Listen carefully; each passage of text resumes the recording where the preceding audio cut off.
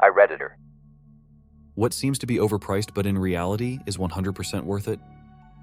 A quality sofa. One from What a Room Custom Sofas. Room and board, our house or Flexsteel. Don't go for the junk from Joybird, Ashley, Burrow, West Elm, etc. My IKEA sofa is offended that he wasn't even mentioned. My Costco couch was also offended. I got a set of Italian leather sofas gently used of next door for $100. I looked it up. $10K new, double stitched. Rich people will pay you to get rid of older stuff. Have truck, we'll take your used 2K washer. Thanks. I have always said, if you own a truck, you always have a way to make money if you get down on your luck. One of my favorite side gigs was broken appliances. I would drive around rich neighborhoods on trash day and pick up appliances off the curb or trop free stuff on Craigslist. Most of the time it was an easy fix, like a fuse or a belt or whatever, and then I would turn around and sell it on Craigslist. If not, I could always scrap it for 10 cents a pound, which sounds low, but adds up fast if you have a truckload of them. Plus, people will pay you to move or haul stuff. I find it crazy that people can spend $5K plus to buy a sofa online without even sitting on it. Just crazy. My wife spent over a year couch shopping. She'd visit every furniture store in a 50-mile radius and still be completely unable to make a decision. I went with her a few times and was just amazed at how many couches are just uncomfortable, either too hard or too soft, or the seats are too deep so your knees don't reach the edge, or the back is at a bad angle, on and on. So many shitty couches out there. Dental care. And for some inexplicable reason, the healthcare system treats teeth as if they were luxury bones. And dental insurance isn't actually dental insurance, it's just a discount plan. Wish I could upvote this a million times. Never could afford the dentist when I didn't have dental insurance, and have sunk about 8 and 9K getting my teeth back to a healthy place. You better believe I go like clockwork every 6 months now. Dental care? Not necessarily overpriced, but it's a fucking disgrace that it isn't covered by health insurance, not even in most Western EU countries. Studies are showing time and time again that there is a very significant correlation between dental and physical health, with much more to come. Recent studies have shown a significant association between periodontitis and Alzheimer's disease and cancer outcomes, aside of the highly elevated risks of stroke, heart attacks and disease, respiratory disease, diabetes, rheumatoid arthritis, and other autoimmune diseases, and so much more. Yet it is being treated as if the mouth is completely separate from the rest of the body. Sewing machines.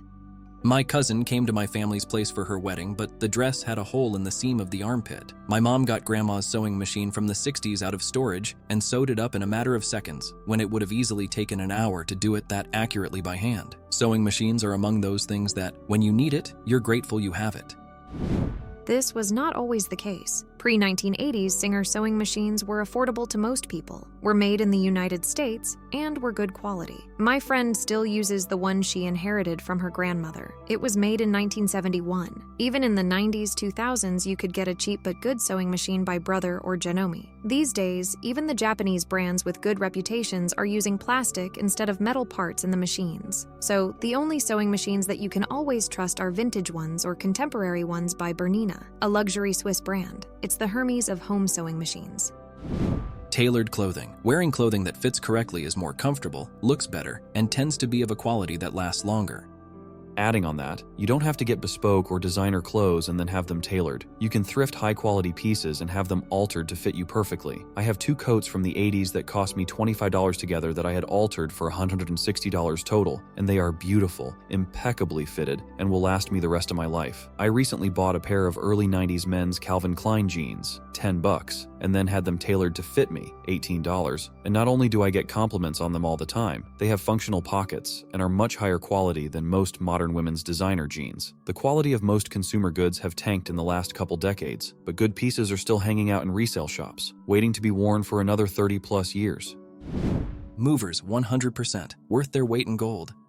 Absolutely. I used to have the mindset of, I'll die before I pay someone to move my stuff. It used to take me forever to get settled into a new house because I would be completely exhausted once I loaded and unloaded everything. It's so much easier to just pack everything into boxes, have movers move it for you, and then you spend your energy unpacking and getting settled in instead of on loading and unloading.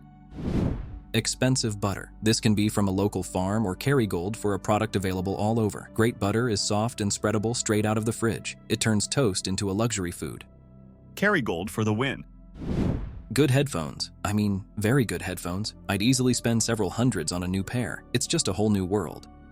You don't even need to get up into several hundreds. The biggest quality increase comes when you step up to right around 125 to 150. I don't disagree that spending more, and in some cases even a lot more, gets you even better quality, but the reality is that there's a lot of people that really aren't going to hear the difference. Professional kitchen knives. You're not just paying for the ability to cut, you're investing in less prep time, safer handling, and a tool that, with proper care, will last a lifetime. Don't undermine your culinary skills with subpar equipment. Remember, a dull knife is an injured chef's first sign of regret. A good pillow. I went for it and purchased 2 high-end goose feather pillows. Loved them at first, until my dog, who slept with us, came on the bed and started barking nonstop at them. It was either the pillows or the dog. My housekeeper ended up taking home 2 really nice pillows. You're supposed to use just the feathers, not the entire goose.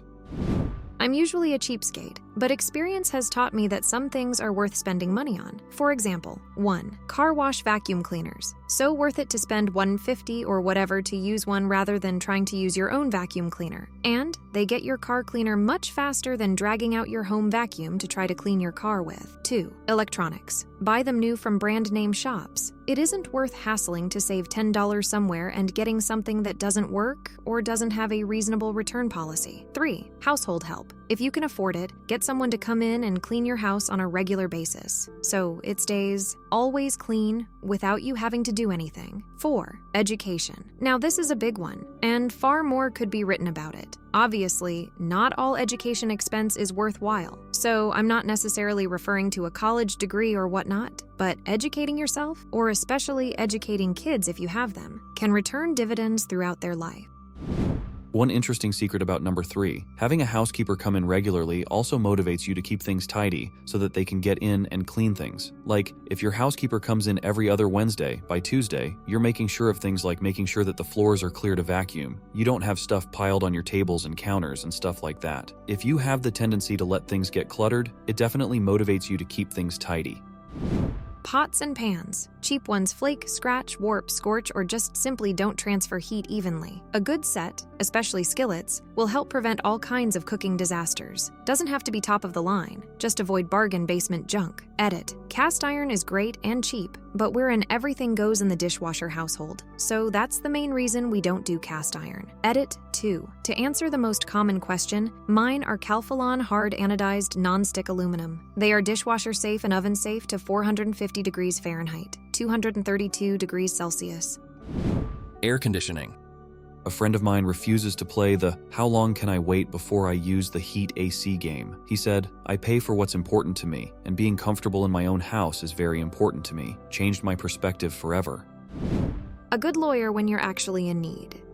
If you can't afford a good lawyer, you definitely can't afford a bad one, is a quote that stuck with me personally. Now, admittedly, it was a lawyer who told me that, but I was doing IT work for him. He wasn't trying to sell himself to me.